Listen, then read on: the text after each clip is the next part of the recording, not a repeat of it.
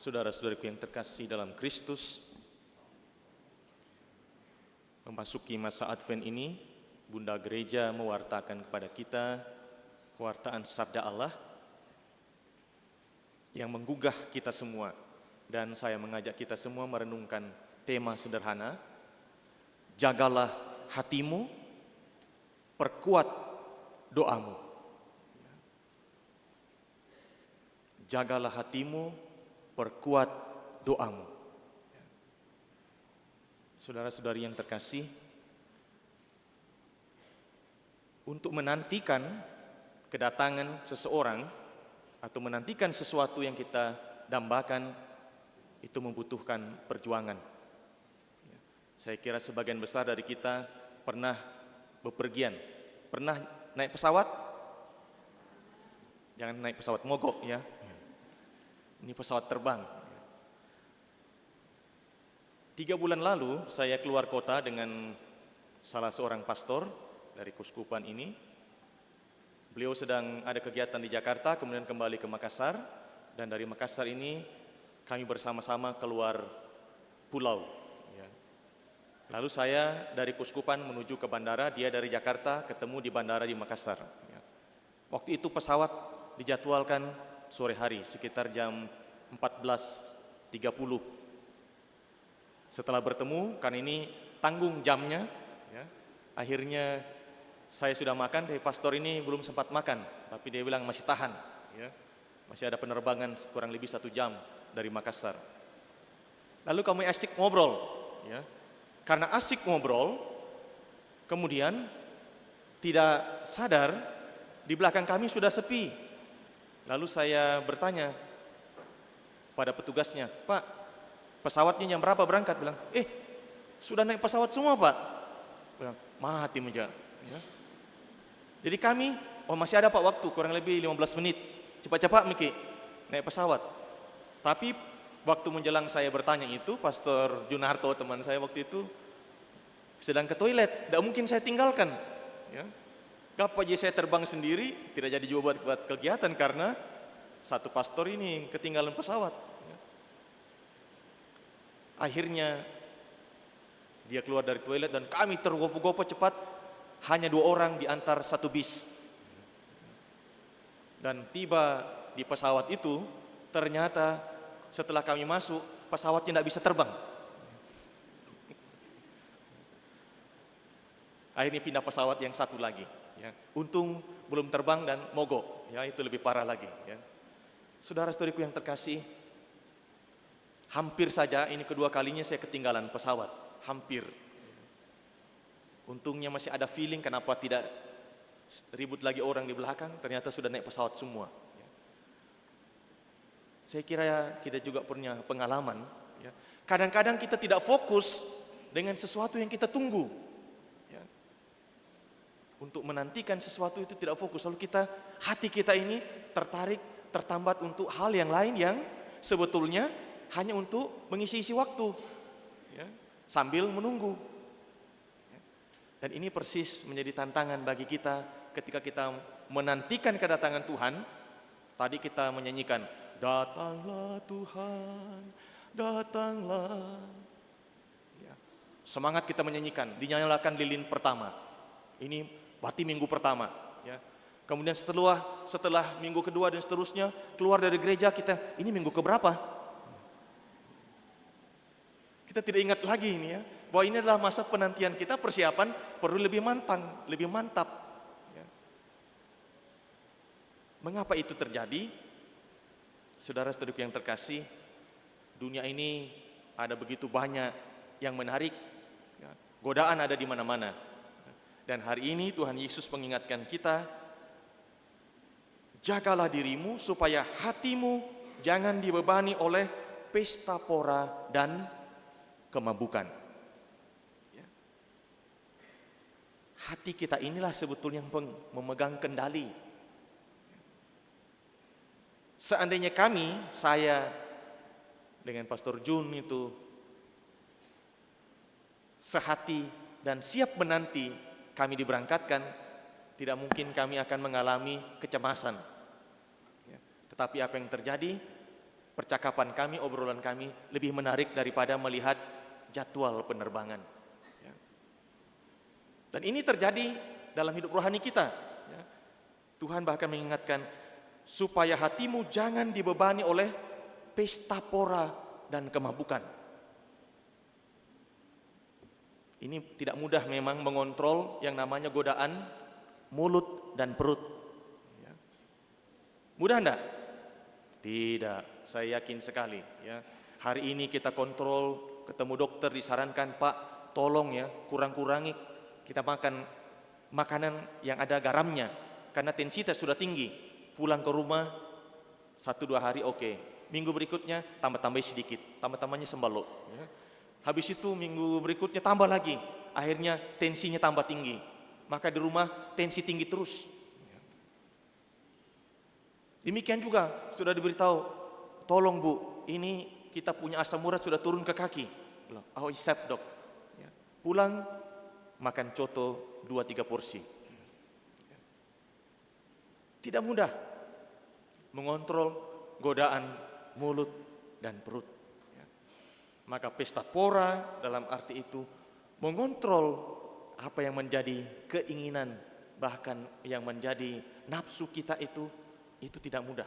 Maka Tuhan Yesus mengingatkan, jagalah hatimu. Mengapa?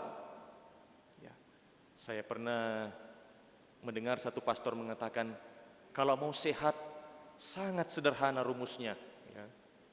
Minum saja jamu. Saya bilang, wah jamu apa itu pastor? Jamu jarak. Bagaimana ya jamunya itu? Bilang sangat sederhana. Jamu itu jaga mulut, jarak, jangan rakus. Ternyata itulah jamunya, ya. Jamu jarak katanya. Jaga mulut, jangan rakus. Ya. Saya kira ini terjemahan. Ya. Jagalah hatimu, jangan sampai terperangkap oleh pesta pora. Mengapa hati yang perlu dijaga? Karena dari hati inilah semua keluar segala macam bentuk keputusan. Kalau kita mampu mengontrol hati kita akan aman. Tapi dari hatilah semua keluar. Apa yang kita maui, apa yang kita kehendaki. Bahkan bukan kebutuhan tapi hanya keinginan. Mungkin anak-anak lihat temannya, jago sekali sama dia. Dia sudah pegang ini, iPhone. Dia lihat lagi teman yang lain, iPad. Semuanya pakai AI. Sementara dia, I don't have. Maka komplain sama orang tuanya. Pak, lihat itu temanku, jago sekali, kelihatan pintar kalau pegang iPad. Bapaknya bilang, I think that's not right, that's wrong. Ya. Kadang-kadang godaan ini karena kita lihat kalau orang pakai seolah-olah kastanya naik. Kalau sesuatu itu branded, berharga dan seterusnya. Kalau saya tidak punya, sepertinya saya ini kelasnya rendah sekali. Padahal bukan yang dipakai, tapi pada hati kita yang perlu kita jaga. Jangan sampai karena kita mau bergaya, akhirnya kita mati karena gaya. Maka banyak yang mati gaya. Maka masa penantian ini kita diajak untuk menjaga hati kita. Termasuk juga dalam kehidupan. Tadi saya menyinggung soal relasi. Itu relasi kita satu sama lain di tengah keluarga. Kadang-kadang up and down, swing. Ya. Ini perlu dijaga supaya lebih stabil, lebih intens. Jangan hari ini pagi-pagi bilang, good morning honey. Wow, it's so nice. It's just like honeymoon. Ya. Pagi honey-honey, siang masih hai-hai, malam siapa kau?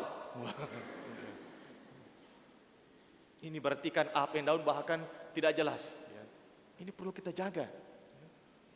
Karena kalau dari hati yang diliputi oleh kehendak untuk membarui diri, maka kita akan terhindar dari perangkap iming-iming, promosi dan segala macamnya.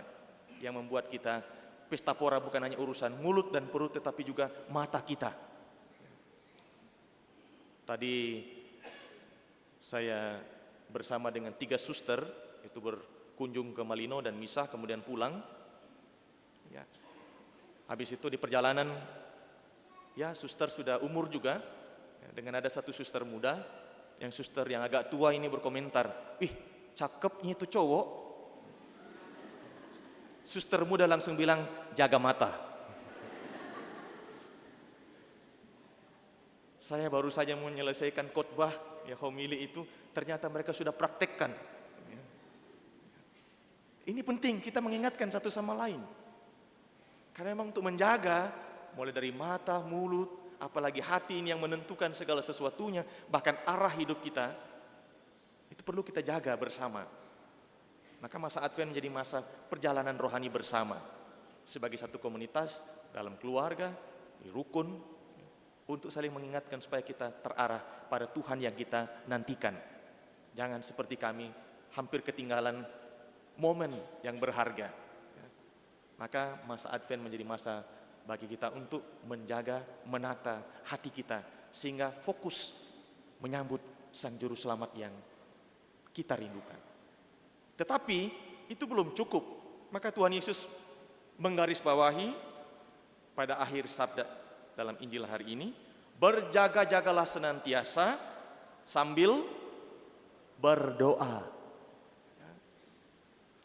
Jadi kalau hanya usaha saja, terkadang kita mengatakan, sudah stuck.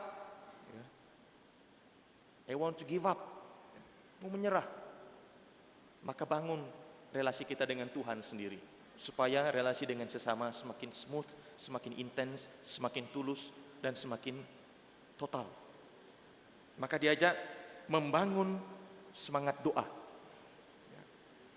Kalau doa kita semakin intens dengan Tuhan, maka yakin relasi kita dengan sesama juga akan makin intens, makin tulus, makin total. Karena kalau tanpa doa, memang mudah sekali kita akan jatuh dalam dosa. Maka saya merenungkan, makin kuat doa, makin lemah dosa. Makin kuat dosa, maka doa makin merana. Jadi kalau mau kuat doanya, dosa itu akan terhindar. Tapi kalau lemah doanya, dosa akan merajalela. Bagaimana hidup doa kita? Apakah masih ingat berdoa sebelum makan? Ini sederhana sekali. Masih ingatkah berdoa sebelum berkendaraan? Kalau sempat. Maka hari ini kita bangun kekuatan doa kita. Kalau kita mau jaga hati kita, apalagi jaga buah hati kita, jaga orang yang sangat kita perhatikan, jangan lupa fondasi yang membuat upaya kita kokoh adalah doa. Maka saya mengajak kita semua, saudara-saudari, Bapak Ibu, jaga hati kita, perkuat doa kita, maka persiapan kita akan makin mantap, makin matang untuk menyongsong Kristus Sang Juru Selamat. Dan inilah yang diingatkan oleh Santo Paulus tadi, kita mesti melakukannya dengan lebih sungguh-sungguh. Sehingga ketika Tuhan datang, kita siap siaga. Bahkan kedatangannya kapanpun, kita siap. Kan tak seorang pun tahu kapan hari dan waktunya. Kita menantikan dia dengan doa yang membuat iman kita bernyala dan kasih kita berkobar satu sama lain. Tuhan memberkati kita sekalian.